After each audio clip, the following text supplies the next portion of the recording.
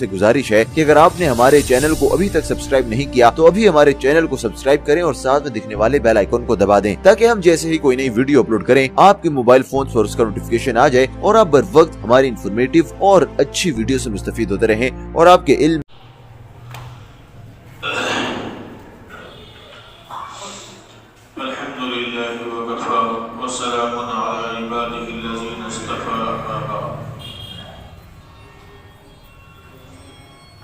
बात चल रही थी हज़रत सईदना सिद्दीक़ अकबर रज़ी अल्लाह तआला अन्हु की, जो बिला फ़स्ल खलीफा हैं जनाब रसूलुल्लाह सल्लल्लाहु अलैहि वसल्लम के, और बार बार अल्लाह के आखिरी पैगंबर सईदना मुहम्मद रसूलुल्लाह सल्लल्लाहु अलैहि वसल्लम ने हज़रत सिद्दीक़ अकबर रज़ी अल्लाह तआला अन्हु को जन्नत की बशारत दी। अब जब है कि एक मर्तबा एक खातून जनाब रसूलुल्लाह सल्लल्लाहु अलैहि वसल्लम की खिदमत में हाजिर हुई और उन्होंने कोई सवाल किया जनाब रसूलुल्लाह सल्लल्लाहु अलैहि वसल्लम से, तो आपने फरमाया कि फिर किसी वक्त आ जाना या किसी रोज आ जाना तो तुम्हारा सवाल पूरा कर दिया जाएगा। तो उन खातून ने कहा कि अगर मैं आपको ना पाऊं तो, यानी अगर आपका विसाल हो जाए तो। उस मौके पर आका अलैहिस्सलातु वस्सलाम ने फरमाया कि अबू बकर तुमको मिलेंगे और तुम उनसे अपनी जरूरत का इजहार करना। तो गोया ये इशारा था जनाब रसूलुल्लाह सल्लल्लाहु अलैहि वसल्लम का कि मेरे बाद जो खलीफा होंगे, ये मुसलमानों के जो ज़िम्मेदार होंगे, वो अबू बकर सिद्दीक़ रज़ी अल्लाह तआला अन्हु। एक मौके पर हुज़ूर पाक अलैहिस्सलातु वस्सलाम ने फरमाया कि किसी कौम के लिए ये मुनासिब नहीं है कि उस कौम के अंदर अबू बकर सिद्दीक़ हो और दूसरे किसी को इमाम बनाया जाए। ये किसने फरमाया? आका सल्लल्लाहु अलैहि वसल्लम ने फरमाया कि इस कौम के अंदर अबू बकर सिद्दीक़ मौजूद हो, उनके अलावा किसी और को इमाम बनाया जाए तो ये मुनासिब नहीं है। चुनांचे तिरमिज़ी शरीफ की रिवायत है कि आका ने फरमाया। तो ये इशारा किस बात का है? ये इशारा है कि आप अलैहिस्सलातु वस्सलाम के दुनिया से तशरीफ ले जाने के बाद में आपके जो जानशीन और खलीफा होंगे वो सैयदना सिद्दीक़ अकबर रज़ी अल्लाह तआला अन्हु। चुनांचे हुजूर ने अपनी बीमारी के ज़माने में फरमाया कि मुरू अबू बकर फलयुसल्ली फिन्नास, कि अबू बकर से कहो कि वो लोगों को नमाज पढ़ाएं। ये बात आपने फरमाई, आप पर बेहोशी की कैफियत तारी हुई, फिर इफाका हुआ, तो फिर आपने फरमाया कि मुरू अबू बकर युसल्ली फिन्नास। तो हज़रत आयशा सिद्दीक़ा रज़ी अल्लाह तआला अन्हा ने फरमाया कि अल्लाह के रसूल, अबू बकर बहुत रक़ीक़ुल क़ल्ब है, आपको मुसल्ले पर नहीं पाएंगे तो उनको नमाज पढ़ाना मुश्किल हो जाएगा, इसलिए किसी और से कह दीजिए।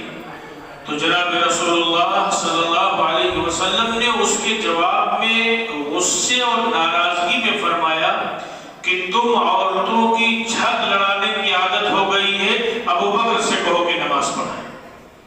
चुनांची हज़रत सिद्दीक़ अकबर रज़ी अल्लाह तआला अन्हु ने 17 नमाजें जनाब रसूलुल्लाह सल्लल्लाहु अलैहि वसल्लम की मौजूदगी में हुजूर के मुसल्ले पर खड़े होकर नमाज पढ़ाई। तो ये तमाम इशारात थे कि रसूलुल्लाह सल्लल्लाहु अलैहि वसल्लम के बाद जो आपके जानशीन होंगे वो सैयदना सिद्दीक़ अकबर रज़ी अल्लाह तआला अन्हु होंगे। नमाज आपकी मौजूदगी में पढ़ा रहे हैं। कोई शायद सवाल करने वाला आ रहा है तो फरमा रहे हैं कि अगर मुझे न पाना तो अबू बकर से अपनी बात कहना। तो ये तमाम इशारात थे कि जनाब रसूलुल्लाह सल्लल्लाहु अलैहि वसल्लम के जानशीन अबू बकर सिद्दीक़ हो। जब हुजूर का विसाल हुआ और जब आप इस दुनिया से तशरीफ ले गए तो मुनाफिकीन का टोला, जो जिसके बारे में कुरान करीम ने निशानदही मुकम्मल तौर पर कर दी थी, उसको मौका मिला तो उसने ये कहना शुरू किया कि अब رسول اللہ صلی اللہ علیہ وسلم تو نہیں، تو اب نماز اور زکوٰۃ اور حج اور اس کا مزہ کیسا جب حضور ہی نہیں رہے؟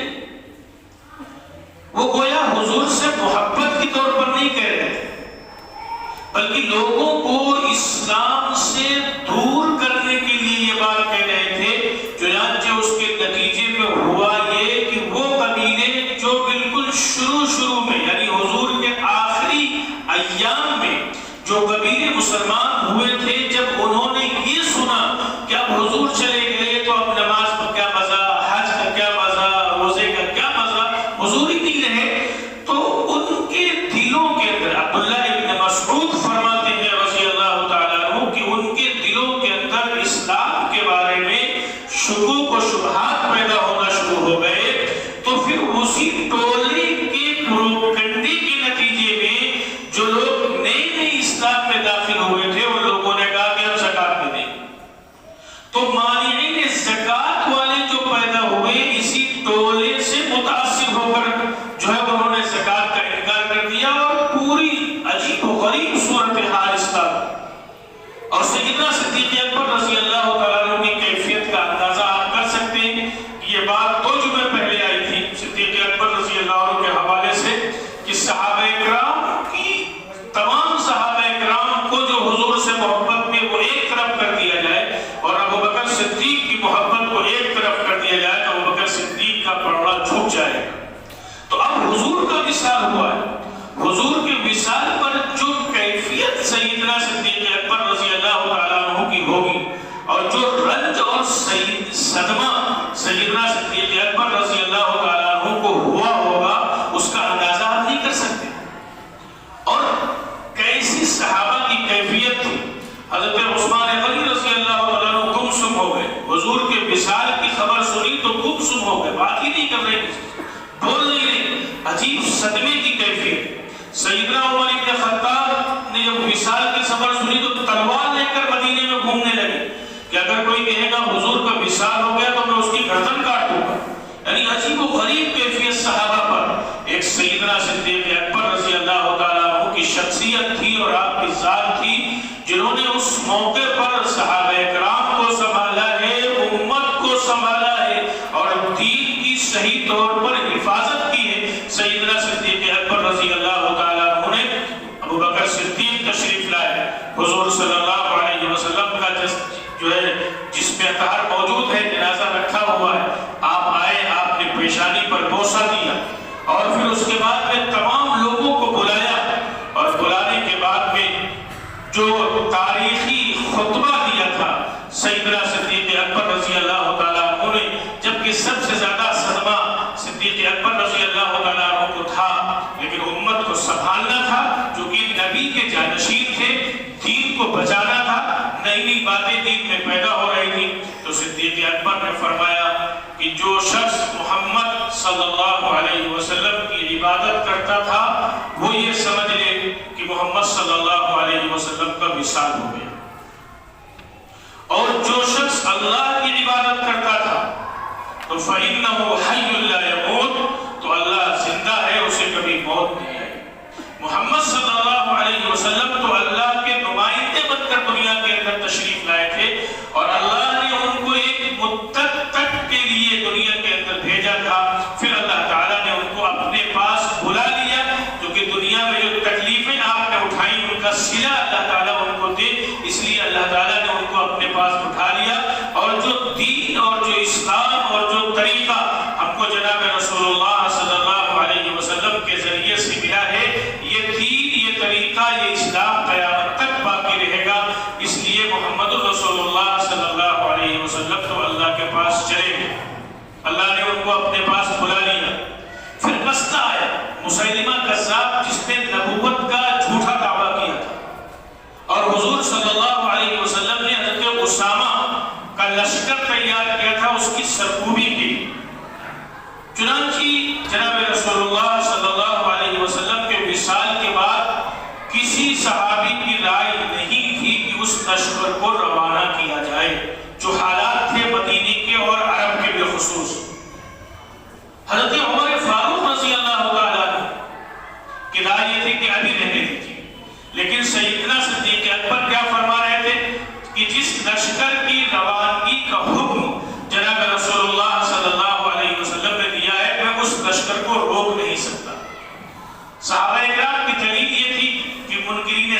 پیدا ہو رہے ہیں، طرح طرح کے فتنے پیدا ہو رہے ہیں، امت کو سنبھالیے، کہیں ایسا نہ ہو کہ امت سنبھل نہ پائے۔ تو ابوبکر صدیق رضی اللہ تعالیٰ عنہ روایت کے اندر آتا ہے کہ حضرت عمر کا گریبان پکڑ لیا، چادر سے پکڑ لیا اور فرمایا کہ تم اسلام لانے سے تو پہلے بڑے سخت تھے، اور گویا یوں کہا کہ اب تم اسلام لانے کے بعد بزدل ہو گئے کیا؟ اور فرمایا کہ دین میں قتل بیعت کیا جائے اور ابوبکر زندہ رہے، میں اس کو برداشت نہیں کر سکتا۔ اور فرمایا کہ جس لشکر کی روانگی کا حکم جناب رسول اللہ صلی اللہ علیہ وسلم نے دیا تھا، اس لشکر کو روانہ کروں گا، اگر کوئی نہیں جائے گا تو سیدنا صدیق اکبر نے فرمایا کہ میں اکیلا جاؤں گا، چاہے مدینے کی اینٹ سے اینٹ لوگ بجا لیں، لیکن جس لشکر کو روانگی کا حکم آقا نے دیا تھا میں اس لشکر کو روانہ کروں گا اور میں خود اس میں نفیس جاؤں گا۔ اب جب یہ خطبہ سنا لوگوں نے تو سیدنا عمر بن خطاب اور حضرت علی بن مرتضیٰ رضی اللہ تعالیٰ عنہ آگے بڑھے اور فرمایا کہ ابوبکر امیر المومنین، آپ خلیفۃ الرسول ہیں، ہم آپ کے حکم کو مانیں گے، آپ جو حکم دیں گے ہم اس کو مانیں گے، آپ اگر لشکر روانہ کرنا چاہتے ہیں تو لشکر روانہ ہوگا۔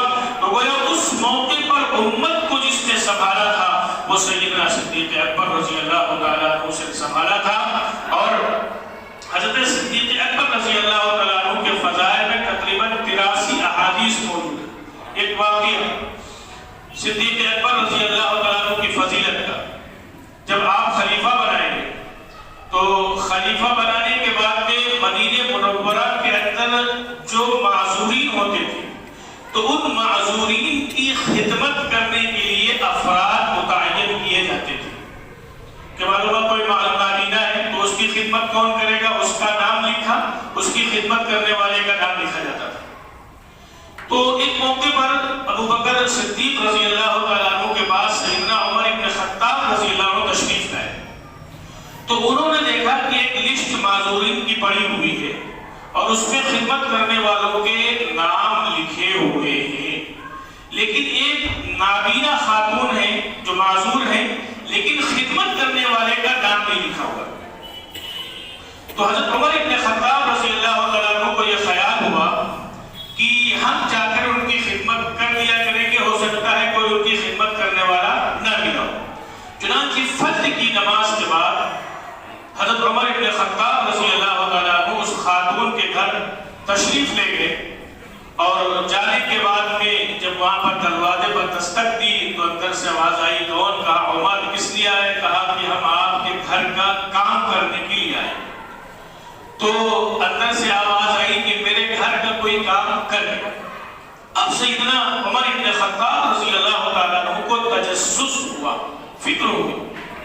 اس کے بعد میں دوسرے دن فجر سے پہلے پہنچے۔ جب فجر سے پہلے پہنچے تو معلوم ہوا کہ آج بھی کوئی کام خدمت کرے گا۔ کام کیا ہوتا تھا؟ جھاڑو لگانا، برتن مانجنا، برتن صاف کرنا اور دور سے پانی لا کر پانی بھرنا، یہ تمام کام ہوتے تھے معذورین کے کرنے کے۔ حضرت عمر بن خطاب فرماتے ہیں کہ میرے دل میں خیال آیا کہ کون شخص ہے جو فجر سے پہلے آ کر اس معذور خاتون کا کام کر جاتا ہے، وہ کون شخص ہے؟ کہتے ہیں میں ایک رات سویا نہیں اور میں اس راستے پر بیٹھ گیا کہ میں معلوم کروں کون شخص ہے کہ اس خدمت کو خاموشی کے ساتھ کر جاتا ہے۔ کہتے رات کا بہت سا حصہ گزر گیا تو میں نے دیکھا کہ ایک شخص دھیرے دھیرے قدم رکھ رہا ہے اور اس کے پیروں میں چپل بھی نہیں، اور رات کا اندھیرا اور سناٹا ہے اور وہ بالکل دھیرے دھیرے قدم رکھتے ہوئے جا رہا ہے۔ جب اس بوڑھی خاتون کے گھر کے قریب وہ شخص پہنچا تو سیدنا عمر بن خطاب کو یہ اندازہ ہو گیا کہ یہی شخص ہے جو رات کے آخری حصے میں آ کر اس خاتون کے گھر کا کام کر جاتا ہے۔ تو حضرت عمر بن خطاب فرماتے ہیں کہ میں گیا اور جانے کے بعد میں نے ان کو پیچھے سے پکڑ لیا کہ تم کون، اس رات میں اندھیری رات میں کہاں جا رہے ہو؟ تو جب انہوں نے بولے وہ تو میں نے پہچانا کہ وہ ابوبکر صدیق رضی اللہ تعالیٰ جو نبی صلی اللہ علیہ وسلم کے بلا واسطہ خلیفہ ہیں۔ تو فرمایا کہ امیر المومنین آپ رات میں کہاں جا رہے ہیں؟ تو تو معلوم یہ ہوا کہ سیدنا عمر بن خطاب رضی اللہ تعالیٰ عنہ نے یہ محسوس کیا کہ رات کے اس حصے میں جا کر جو خدمت کرنے والے تھے وہ ابوبکر صدیق رضی اللہ تعالیٰ عنہ. کون ابوبکر صدیق رضی اللہ عنہ؟ جن کو جنت کی بشارت کئی مرتبہ جناب رسول اللہ صلی اللہ علیہ وسلم نے دی تھی، جن کی صحابیت کا اقرار قرآن نے جن کی صحابیت کی دلیل اور گواہی دی ہے کہ سیدنا صدیق اکبر رضی اللہ تعالیٰ عنہ کی صحابیت کی دلیل قرآن سے ثابت ہے. اور کون صدیق اکبر؟ جو حضور کی موجودگی میں 17 نمازیں جنہوں نے پڑھائی ہیں. کون صدیق اکبر؟ جن کے بارے میں حضور نے فرمایا تھا کہ اگر تم مجھے نہ پانا تو اپنی ضرورت کا اظہار صدیق اکبر رضی اللہ تعالیٰ عنہ سے کرنا. مسلمانوں کے حکمراں، مسلمانوں کے حاکم، مسلمانوں کے خلیفہ سیدنا صدیق اکبر رضی اللہ تعالیٰ عنہ. تو حضرت عمر بن خطاب نے فرمایا کہ امیر المومنین آپ کے تو پیروں میں چپل بھی نہیں ہے. تو جانتے ہیں کیا فرمایا کہ میں چپل پہن کر اس لیے نہیں جا رہا تھا کہ کہیں ایسا نہ ہو میرے چپل چلنے کی وجہ سے چپلوں میں آواز ہو تو کسی کی نیند میں خلل پڑے. تو رات کے اس اندھیرے میں ایک بوڑھی خاتون عورت کے گھر میں جا کر جھاڑو لگانا اور اس کے برتن صاف کرنا اور پانی لا کر بھرنا، یہ کون کر رہا ہے؟ مسلمانوں کے امیر، مسلمانوں کے خلیفہ، اور جن کے بارے میں آقا نے فرمایا تھا کہ جنت کا ہر دروازہ یہ چاہے گا کہ ابوبکر صدیق رضی اللہ تعالیٰ عنہ ہماری طرف سے جنت کے اندر داخل ہو جائیں. اتنی فضیلتوں والا انسان اور کیا کر رہا ہے؟ رات کے اندھیرے میں ایک بوڑھی عورت کے گھر میں جھاڑو لگا رہا ہے، ایک بوڑھی عورت کے گھر کے برتن مانج رہا ہے اور پانی بھر کر پلا رہا ہے. یہ معاشرہ چھوڑا تھا جناب رسول اللہ صلی اللہ علیہ وسلم نے. آج تو میرے دوستو اگر ہم سے کوئی کہے کہ مولانا صاحب ذرا کسی کے گھر میں جھاڑو لگا، اچھا پتا ہے تمہیں ہم ایک بڑی مسجد کے امام صاحب ہیں، ہم مولانا صاحب ہم جھاڑو لگائیں. صدیق اکبر رضی اللہ تعالیٰ عنہ خلیفۃ الرسول یہ معاشرہ چھوڑا تھا. پھر اس معاشرے کے نتیجے میں کیا ہوتا؟ کوئی پریشان حال نہیں تھا میرے دوستوں، کوئی پریشان نہیں تھا جس کی پریشانیوں کا حل نہیں ہو. کوئی بھوکا نہیں سوتا تھا، کوئی ننگا نہیں رہتا تھا، کوئی قرضدار نہیں رہتا تھا، کوئی بیمار ایسا نہیں ہوتا تھا جس کی علاج کی فکر نہ ہو. یہ سارے معاشرہ جناب رسول اللہ صلی اللہ علیہ وسلم کی تربیت میں چھوڑا تھا اور اسی معاشرے کو اور اسی نظام کو آگے بڑھایا تھا صحابہ کرام رضوان اللہ تعالی عنہم اجمعین نے. میرے دوستو اگر یہ جذبات پیدا ہو جائیں گے، اور یہ کیوں ہوا تھا؟ صدیق اکبر کیوں جھاڑو لگا رہے تھے؟ صدیق اکبر کیوں برتن صاف کر رہے تھے؟ صدیق اکبر کیوں پانی لا رہے تھے؟ اس لیے کہ ہمارا اللہ ہم سے راضی ہو جائے. دنیا کی چند دن کی زندگی، اس دنیا کو چھوڑ کے جانا ہے، لیکن اگر اللہ راضی ہو گیا تو آخرت کی ہمیشہ ہمیش کی زندگی بن جائے گی. یہ نمونہ تھا اور اس نمونے والی جماعت کو چھوڑا تھا جناب رسول اللہ صلی اللہ علیہ وسلم نے. اسی لیے آقا نے فرمایا اصحابی کالنجوم فبأیہم اقتدیتم اہتدیتم، کہ میرے صحابہ مثل ستاروں کے ہیں، اگر تم ان میں سے کسی ایک کی اقتدا کر لو گے تو منزل پر پہنچ جاؤ گے اور منزل تم کو مل جائے گی، جنت تک پہنچ جاؤ گے اگر میرے کسی ایک صحابی کے نقش قدم پر چلو گے. اس لیے کہ صحابہ اکرام کی تربیت کس نے کی تھی؟ جناب رسول اللہ صلی اللہ علیہ وسلم نے کی تھی. تو مخلوق کے کام آنا، لوگوں کی خدمت کرنا، لوگوں کے لیے بھلائی، لوگوں کی بھلائی کا سوچنا، یہ سیدنا صدیق اکبر رضی اللہ تعالیٰ عنہ کی سنت ہے اور سیدنا صدیق اکبر رضی اللہ تعالیٰ عنہ نے اس پر عمل کر کے دکھلایا. اور بات تو آئی تھی شروع میں نے 3 جملے جو پہلے کہا تھا، ثانی اثنین اذ ہما فی الغار اذ یقول لصاحبہ لا تحزن ان اللہ معنا، کہ ان دو میں سے ایک نے جب اپنے دوست سے کہا، اپنے ساتھی سے کہا کہ گھبراؤ نہیں، اللہ ہم دونوں کے ساتھ ہے، تو وہ دوسری شخصیت کون تھی جناب رسول اللہ صلی اللہ علیہ وسلم کے ساتھ؟ دوسری شخصیت تھی سیدنا صدیق اکبر رضی اللہ تعالیٰ عنہ. اس لیے صحابہ اکرام کی محبت، صحابہ اکرام کی عظمت اور صحابہ کرام کے نقش قدم پر چلنے کا ہمارے اندر جذبہ اور حوصلہ ہو۔ آج جو خطبہ پڑھا جائے گا اس کا ترجمہ سنیں۔